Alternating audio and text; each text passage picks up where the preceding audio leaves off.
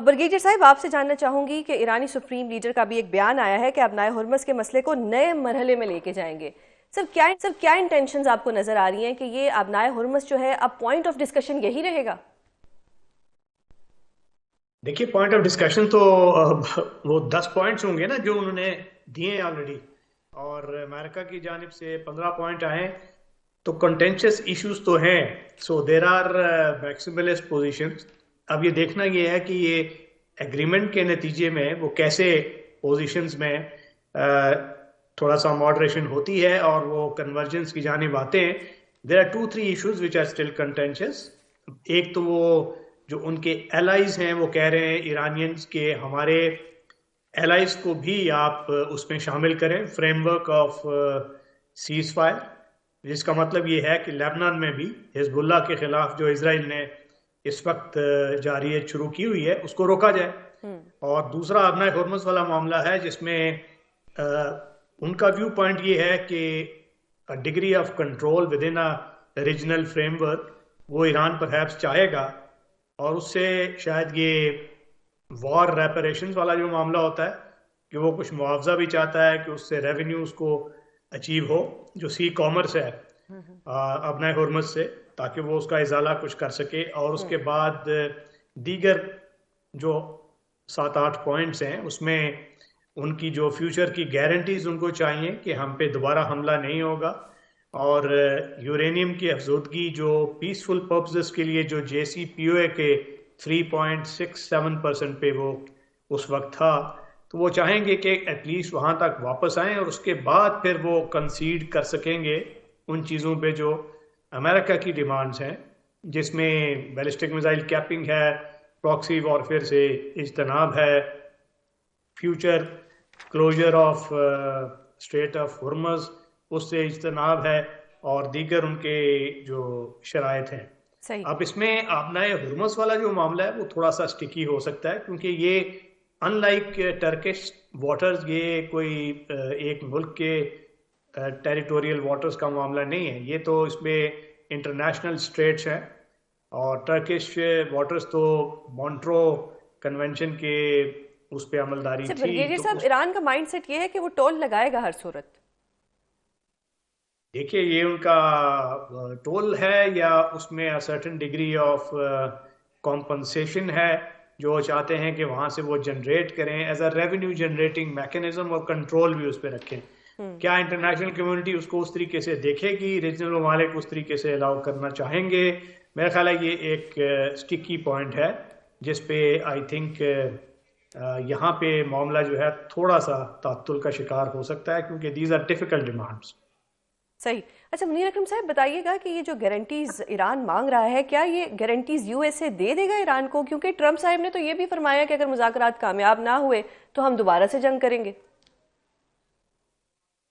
جی، ایران کی جو یہ ڈیمانڈ ہے یہ جائز ہے، کیونکہ یہ 3 مرتبہ ہوا ہے ان کے ساتھ کہ مذاکرات جاری ہیں، اور اس کے باوجود ایک حملہ ہو جاتا ہے ان کے اوپر. تو یہ ان کی جو یہ ڈیمانڈ ہے کہ ایشورنسز ہمیں دیں، وہ جائز ہے، اور اس کو ہم نے کس طریقے سے اس معاہدے میں لے آنا پڑے گا. اب وہ کس طرح سے ہوتا ہے اس کی بہت ساری ترکیبیں ہیں. بائی لیٹرل ہو سکتا ہے، ملٹی لیٹرل ہو سکتا ہے.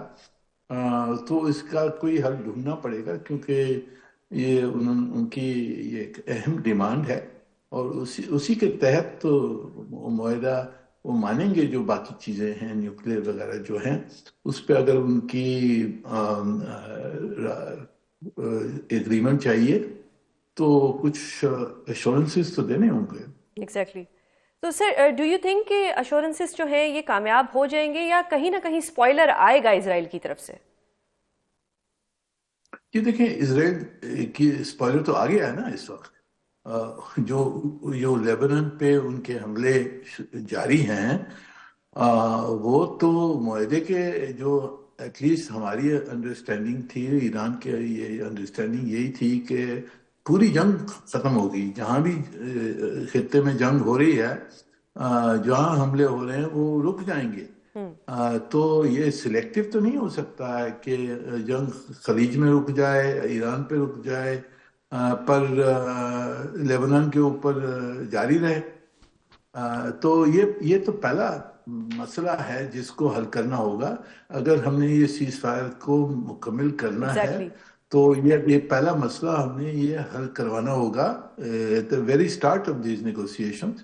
تو اس کے اوپر کافی زور دینے کی ضرورت ہے اس کو اسرائیل کو روکنے کے لیے Exactly. اس وقت۔ اگر سوزین اگر آپ جی اجازت دیں، منیر اکرم صاحب، آپ کی بڑی گہری نظر رہی ہے اگر ہم امریکہ کے حوالے سے بات کریں، ان کی نفسیات کے حوالے سے بات کریں، وہاں پہ ڈپلومیسی کس طرح سے جو ہے وہ پنپتی ہے، آگے بڑھتی ہے، ایران کے معاملات اگر دیکھیں تو آج ہم جس سٹیج پر بیٹھے ہوئے ہیں یہاں ہم بات کر رہے ہیں کہ پاکستان جو ہے وہ میزبان ہے، اور پاکستان وہ رول پلے کرنے جا رہا ہے جس میں یہ دو ممالک جو آپس میں باضابطہ طور پر جنگ میں جو ہے وہ پڑے ہوئے تھے، ان کو یہاں بلا کر بٹھا کر بات چیت کے دروازے کھولنے کے لیے جا رہا ہے۔ تو آج جب ہم یہاں بیٹھے ہیں تو آپ کو کیا لگتا ہے کہ آج سے 2 روز کے بعد کیا یہ مذاکراتی عمل جو ہے اس کو پازیٹیولی آپ آگے بڑھتا ہوا دیکھ رہے ہیں؟ ایک سوال یہ بھی اٹھایا جا رہا ہے کہ کیا یہ مذاکراتی عمل جو ہے وہ تمام جو 10 نکات اور 15 نکات جن کی ہم بات کر رہے ہیں ان میں سے کچھ نکات کے اوپر جو ہے وہ اتفاق رائے ہو جائے گا، کچھ پہ نہیں ہوگا، آگے بڑھیں گے؟ تو کیا آپ فیوچر دیکھ رہے ہیں؟ کل کے دن کو، پرسوں کے دن کو آپ کیسے دیکھ رہے ہیں؟ جی صحیح ہے، میرے خیال میں یہ پہلی چیز تو بہت یہ میرے خیال میں پازیٹیو ہے کہ دونوں طرف سے ہائی لیول ڈیلیگیشنز آ رہی ہیں کہ انہوں نے مان لیا ہے۔ دوسری چیز یہ جو لیبنان کا اس کو کس نہ کس طریقے سے اس کے اوپر کوئی انڈرسٹینڈنگ ہونی چاہیے، اور جب یہ اگر نہیں ہوتی ہے تو یہ سیز فائر شاید ٹوٹ بھی سکتا ہے۔ تو اس کے اوپر ہم نے مکمل کرنے کے لیے اس مسئلے کو حل کرنا ہے۔ تیسری چیز جو ہے کہ ہمیں ٹائم چاہیے ہوگا کہ کیونکہ 2 ہفتے تو مان لیے ہیں پر 2 ہفتے میں پورا معاہدہ نہیں ہو سکے گا، تو ہم نے جو پہلے پروپوز کیا تھا پاکستان نے 45 ڈیز، تو ایٹ لیسٹ وہاں 45 ڈیز تک اس کو ایکسٹینڈ کروائیں ٹائم دینے کے لیے۔ پھر جو ٹیکنیک جو ہوتی ہے میڈیشن میں وہ یہی ہوتی ہے کہ ہم جو کچھ نکتے ہیں جس کے اوپر اگریمنٹ ہو جاتا ہے یا ٹینٹیٹیو اگریمنٹ ہوتا ہے، ان نکتوں کو ہم ایک طرف کر کے اس کو ڈاکیومنٹ کرنا، پھر جو دوسرے نکتے ہیں جو باقی رہتے ہیں جس کے اوپر اختلاف ہے پھر ان کے اوپر توجہ دی جائے کہ ان کو کس طرح سے حل کرنا ہے۔ اسی طریقے سے پورا معاہدہ ہو سکتا ہے۔ یہ نیگوسیشن ایک پروسیس ہوتی ہے، تو میرے خیال میں ہمیں ٹائم کی ضرورت ہوگی۔